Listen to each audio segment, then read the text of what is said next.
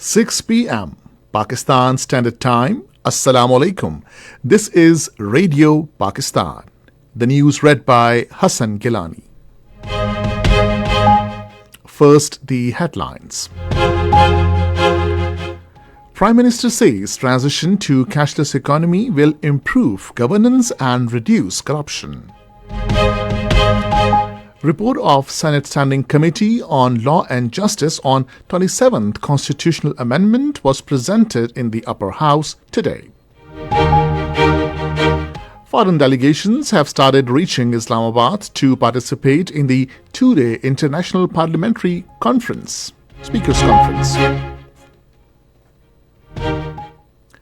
All Parties Hurriyat Conference says India's brutal tactics have failed to suppress Kashmiri struggle for their right to self-determination. 30th Annual United Nations Climate Change Conference COP30 begins in Brazilian city of Belém today. First one-day international of three-match series between Pakistan and Sri Lanka will be played in Rawalpindi tomorrow. And now the news in detail. Prime Minister Shehbaz Sharif has said that the ongoing efforts to transition to a cashless economy will play a key role in the sustainable development of the economy. Chairing a meeting in Islamabad today, he emphasized that awareness needs to be raised in rural areas in order to fully transition to a cashless economy and eliminate the informal economy. The Prime Minister said that the world is rapidly moving towards a digital economy and Pakistan must align itself with global trends.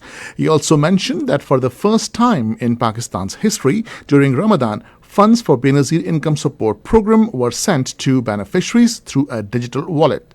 He said that a cashless economy will improve governance and significantly reduce corruption. Shehbaz Sharif directed the clearly defined economic objectives for cashless economy be achieved within specified time frame. On the occasion, the Prime Minister was briefed on the progress in key areas. It was informed that payment of electricity and gas bills is now being facilitated through QR codes, allowing billions of rupees in payments to be made via digital systems. It was further informed that the mobile application established for obtaining government services in Islamabad has been integrated with RAST, and the issuance of new licenses for business is now conditioned upon digital payments. Additionally, QR codes have been implemented at retail stores for easy digital transactions. It was informed that 68% of the country's population has now achieved financial inclusion. The Prime Minister directed that this coverage be further expanded. Chief Minister of Balochistan Sarfaraz Ahmad Bugti called on Prime Minister Mohammad Shehbaz Sharif in Islamabad today. During the meeting, they discussed matters pertaining to Balochistan. The Senate resumed its session at the Parliament House in Islamabad today with Presiding Officer Manzoor Ahmed in the chair. Chairman Senate Standing Committee on Law and Justice Farooq H. Naik presented before the House the report of the Committee on the 27th Constitutional Amendment. National Assembly resumed its session at the Parliament House in Islamabad today with Speaker Sardar Ayaz Sadiq in the chair. At the onset, newly elected member of the National Assembly, Bilal Farooq Tarar, took oath of the office. The Speaker administered the oath. Minister for Information and Broadcasting Ataullah Tarar has said there is no deadlock regarding the 27th Constitutional Amendment. Talking to media persons in the Parliament House in Islamabad today, he said the process of evolution continues in the Constitution. The Information Minister said the hectic debate is underway in the Parliament in connection with 27th Constitutional Amendment to ensure good governance, strengthen the bond between Federation and the provinces, and enhance Pakistan's defence might. He said 27th Constitutional Amendment has been drafted while keeping in view the best international practices. The foreign parliamentary delegations have started reaching Islamabad to participate in the two-day Inter-Parliamentary Speakers Conference beginning from tomorrow. The delegations from Saudi Arabia, Malaysia, Palestine, Algeria, Barbados, Azerbaijan, Uzbekistan, Kenya, Tajikistan, Morocco, Maldives, Serbia, Philippines and Rwanda have reached Islamabad. Senator Nadeem Bhutto, Senator Sarmad Ali and Senior DG Senate of Pakistan Tariq bin Wahid accorded warm welcome to the foreign delegates reaching Islamabad. The event is expected to bring together speakers, deputy speakers and parliamentary representatives from over 40 countries, reflecting Pakistan's growing role in advancing global parliamentary diplomacy. This is Radio Pakistan. Minister for Kashmir Affairs and Gilgit-Baltistan, Engineer Amir Muqam, has called a consultative meeting tomorrow at 2 in the afternoon to nominate the caretaker Chief Minister of Gilgit-Baltistan. According to a letter issued by Federal Ministry of Kashmir Affairs and Gilgit-Baltistan, Chief Minister Gulbar Khan and Leader of the Opposition Muhammad Kazim Maysam will participate in the meeting through Zoom link.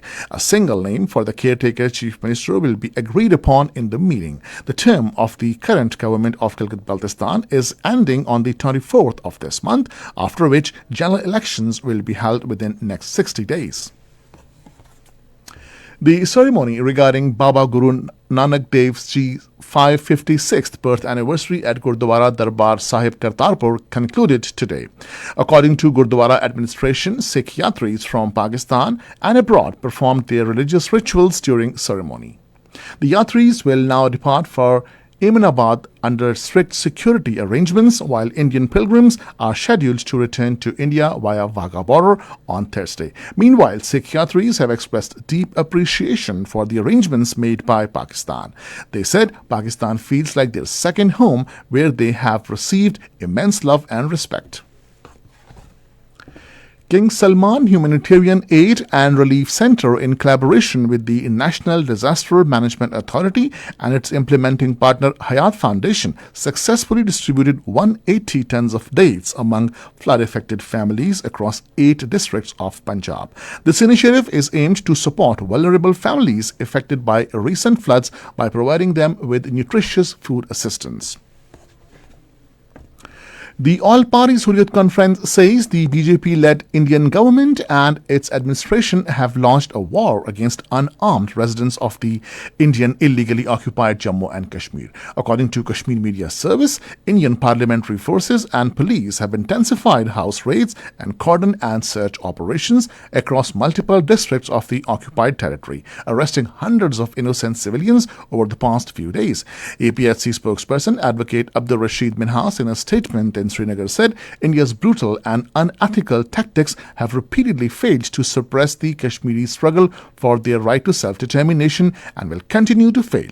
He said that during these operations, Indian forces routinely loot valuable items, including mobile phones, laptops, and household goods from the residents.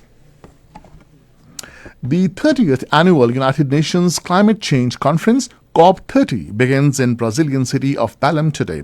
About 50,000 people from more than 190 countries, including diplomats and climate experts, are expected to attend the 11-day meeting in the Amazon. Delegates are expected to discuss the climate crisis and its devastating impacts, including the rising frequency of extreme weather.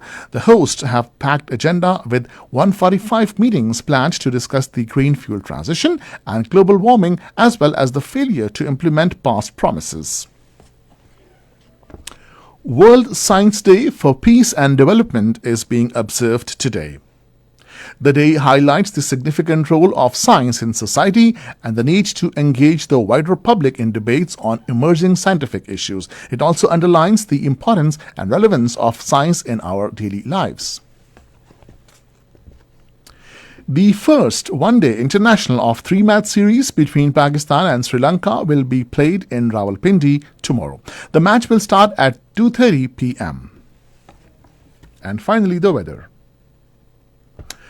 Dry weather is expected in most parts of the country, while cold in upper areas during the next 12 hours. Smog may develop in few plain areas of Punjab. And now the headlines once again. Prime Minister says transition to cashless economy will improve governance and reduce corruption. Report on Senate Standing Committee on Law and Justice on 27th Constitutional Amendment was presented in Upper House today. And that is the end of the news. For more news and analysis, log on to our website radio.gov.pk and also watch live video streaming of our bulletins on the link facebook.com/Radio Pakistan News Official.